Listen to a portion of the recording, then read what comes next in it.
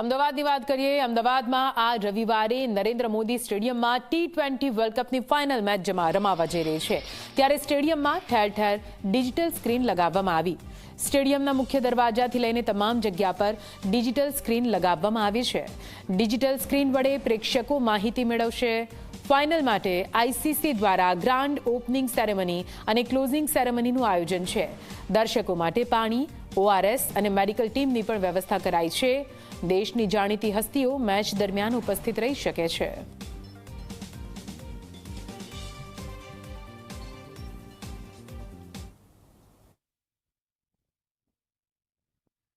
T20 world cup 2026ની રવિવારના રોજ ભારત અને ન્યૂઝીલેન્ડ વચ્ચે યોજાનારી ફાઇનલ માટે અમદાવાદનું નરેન્દ્ર મોદી સ્ટેડિયમ સજ્જ છે। નરેન્દ્ર મોદી સ્ટેડિયમને ફાઇનલ માટે ડિજિટલ બનાવવામાં આવ્યું છે, એટલે કે જે પણ કોઈ ક્રિકેટ પ્રેક્ષક સ્ટેડિયમના ગેટથી સ્ટેડિયમની અંદર પ્રવેશ કરે ત્યાં સુધી તેને રસ્તામાં અનેક જગ્યાએ ડિજિટલ સ્ક્રીન જોવા મળશે, જ્યાંથી તેને કઈ સીટ ઉપર ક્યાં બેસવાનું છે તેની માહિતી મળશે। ઉપરાંત જો મેચ શરૂ થઈ જાય અને કેટલાક પ્રેક્ષક મિત્રો છે કે જેઓ સ્ટેડિયમમાં પહોંચી ના શક્યા હોય તેઓ રેમ્પ ઉપર આ ડિજિટલ સ્ક્રીન ઉપર ક્રિકેટનું પ્રસારણ જોઈ શકશે। આ ઉપરાંત પ્રેક્ષકો માટે પાણી, ઓઆરએસ અને મેડિકલ ટીમની પણ વ્યવસ્થા કરવામાં આવી છે। બપોરે 3 વાગ્યાથી પ્રેક્ષકોને સ્ટેડિયમની અંદર પ્રવેશ આપવામાં આવશે। સાંજે 5:45 વાગે ગ્રાન્ડ ઓપનિંગ સેરેમનીની શરૂઆત થશે અને મેચ પૂર્ણ થયા બાદ ગ્રાન્ડ ક્લોઝિંગ સેરેમનીનું આયોજન કરવામાં આવ્યું છે। કેટલાક ટોચના બોલિવૂડના પરફોર્મર છે તેઓ ઓપનિંગ અને ક્લોઝિંગ સેરેમનીમાં પરફોર્મ કરશે। આ મેચ જોવા માટે બીસીસીઆઈ અને આઈસીસીના